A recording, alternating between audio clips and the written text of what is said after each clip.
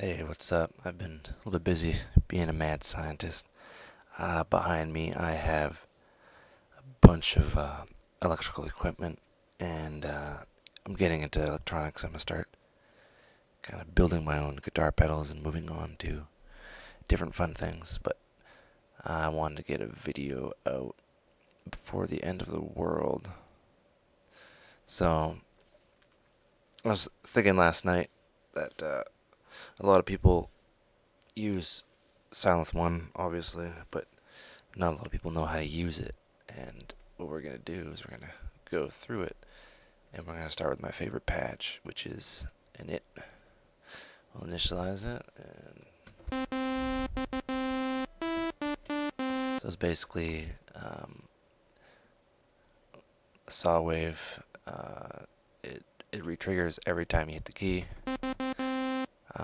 Right at the start point, it retriggers. You can turn that off.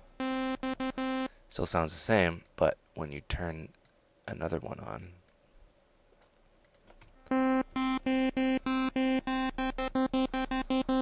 so what's going on is they're both starting at different times. You can still turn the retrigger on. So now they're stacked, so it's kind of like Unison.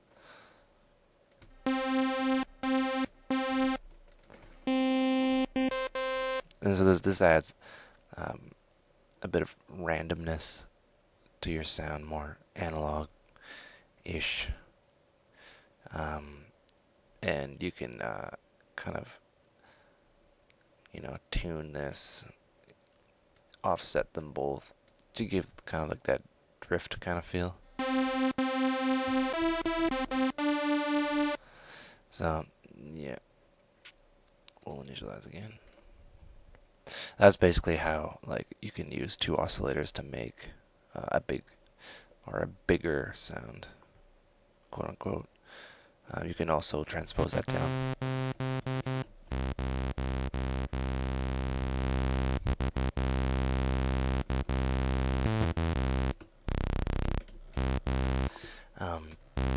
If you wanted to make a bass line like that, you would want a sub oscillator. So it's an oscillator that's an octave down. You can do it as sine wave. You can do it as a triangle saw.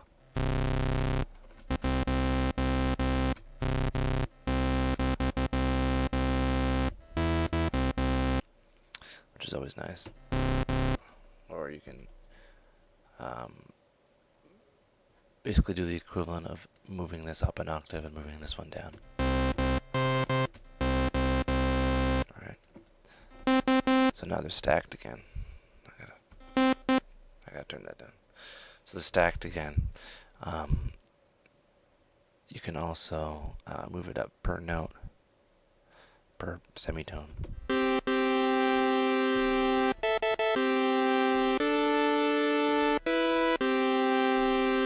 I'm not sure what that is in keyboard speak, but I don't know. There's another way to do that, another combination. You can also have the retrigger on and off. Now we'll do initialize again. So basically, think of Sylenth as each module. Oh, I have a cat. Hi. So the routing, all you have to do is think about it as simple routing, and it's really simple. You have your oscillator, you have your oscillator 1, this thing, and your oscillator 2, this thing, right? Going into the amplifier envelope, going into the filter section, right? Going into, whatever this is. Well, the arpeggiator naturally goes before, yeah. And the bottom here is basically anything goes anywhere. If that makes sense. And I'll show you what that means. Any one of these can affect anything up here. Okay? So this lower half is basically your effects and your envelopes that can affect a lot of different things and a lot of combinations of different things, which is pretty fun. Um, so what we'll do is I'll start with a simple oscillator. You should just focus on this right here. Just this one little module, right? And just play around and see what it does. So that moves in an octave, 12 keys up from a C3 to a C4 if you have a MIDI keyboard in front of you. Assuming the root key is C3. And then your note. And then you fine tune. And you can invert the waveform, which flips this upside down. Okay. I shouldn't be getting there yet. Okay, so we have volume. Self-explanatory. It's like on your stereo. And your volume up and down. Your phase, which selects the start of your waveform. So you can really hear it when you have two going. And they're both starting at the same time. They're stacked on top of each other. And we'll phase it. So what's happening is these are overlapping. If it's 180, we'll say 12 o'clock.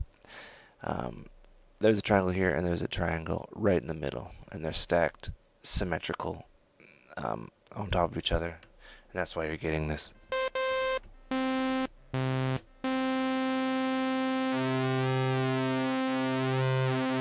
So you're getting kind of like that super saw-y sound.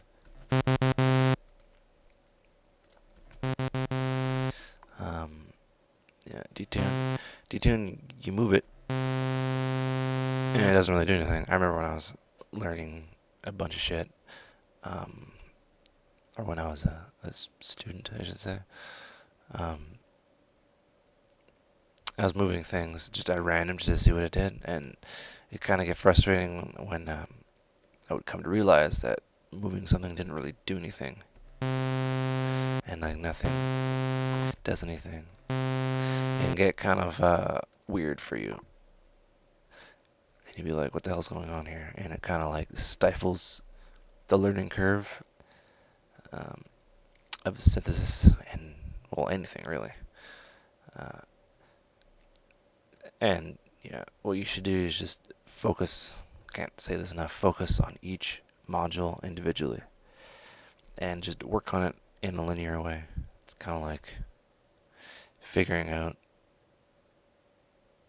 I don't know. So basically, the reason this isn't working is because we only have one voice, and this detunes all your voices. So a voice is basically a unit of sound, and if we move up two voices, we have two saws going at the same time. It basically stacks them up. Think of it as unison.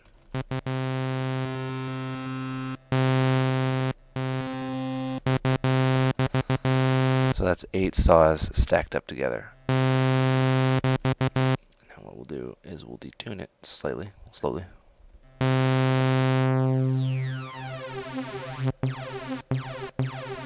So all these saw waves are starting at the same time, and then they're detuning out.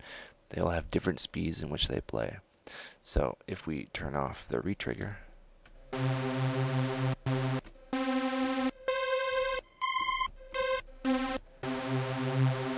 alright, turn that back on. It's kind of a phasing effect that doesn't sound too pleasing.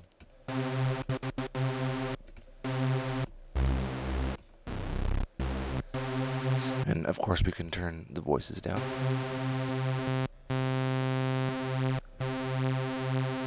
If you want kind of a simple kind of wide sound, you can just use 2 voices. Or you can totally stack it up like a JP8080. This is probably the funnest knob once you know what it does. And of course, your stereo, you have stereo separation of the oscillators. I'm not sure how that works, but I think,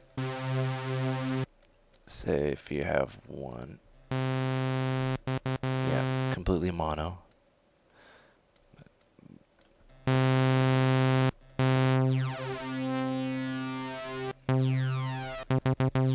I'm not sure how it works either. It's kind of a weird magic trick. But yeah, that's your detune and your stereo. You'd want to use a combination of your detune and your stereo, and also you have your pan,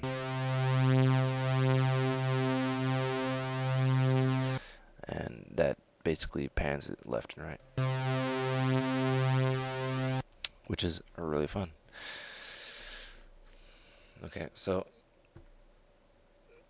you may want to pause and rewind this video to figure out this kind of oscillator, to figure out this module, and just go menu, select initialize, and every new synth you try, you should really stick to just one until you nail that one. Just focus on the first module and then work your way over or down or up. Usually how even the large modular systems, this one with like the things you unplug, you put in, it goes from top left to right, and it kind of reads like a book. Usually the top right is all your oscillators, the top is your oscillators, and then down your envelopes, and then your filters, and then da da da da.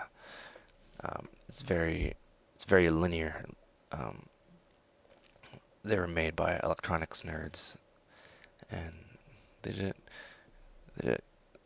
in a linear way, the way the path is. And then basically the path is, you have your generator, which is your oscillator, and then you have your amplifier, and your amplifier obviously has an envelope attached to it, and that goes to the filter, and then you can route all the fun shit to the other fun shit to create epic fun shit. Hopefully that helps. So I'm going to take a sip of my coffee, one sec.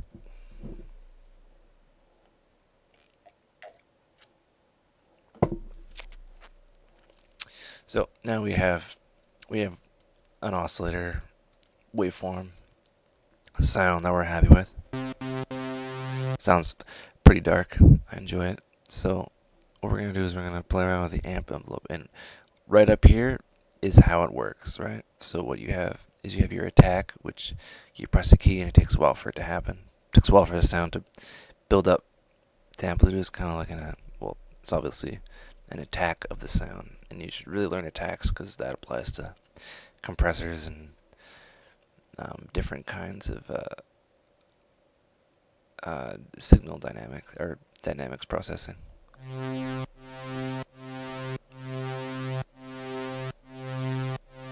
Right, so kind of sounds 80s brassy. That's your attack. So these two kind of work in conjunction. The sustain, I can hold this key and it'll play forever. The sustain is at 100%. I'll hold it and it'll play forever. If I move this down,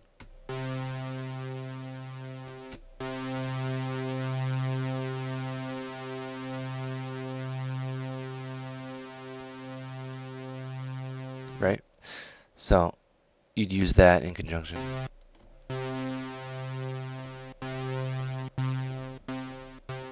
You'd use those two in conjunction, just play around with them.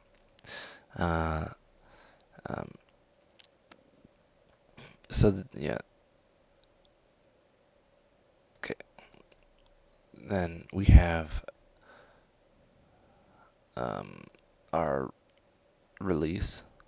So you press it just once, and the sound continues.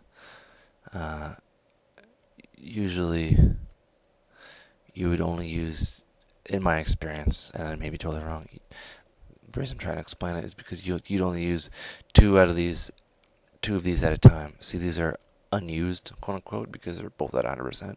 So you'd have the attack and the release. So it slowly ramps up and then it slowly ramps down.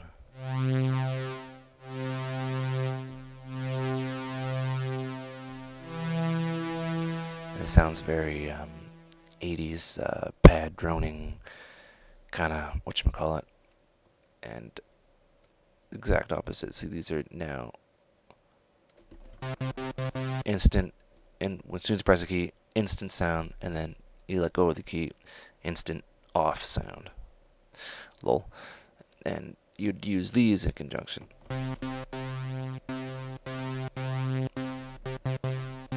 So you have a loud initial sound, and then it decays slowly or quickly. And you could do the same effect.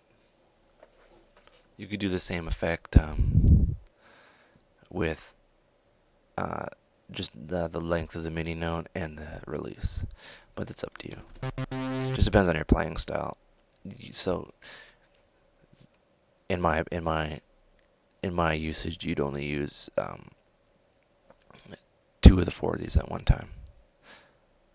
In most cases. So yeah, so we have our oscillator going into our amplifier, and the amplifier has an envelope, and the envelope is exactly what it looks like up here. So now we have our oscillator too, and just for fun, we'll make something with our other oscillator. And we'll boost up the release.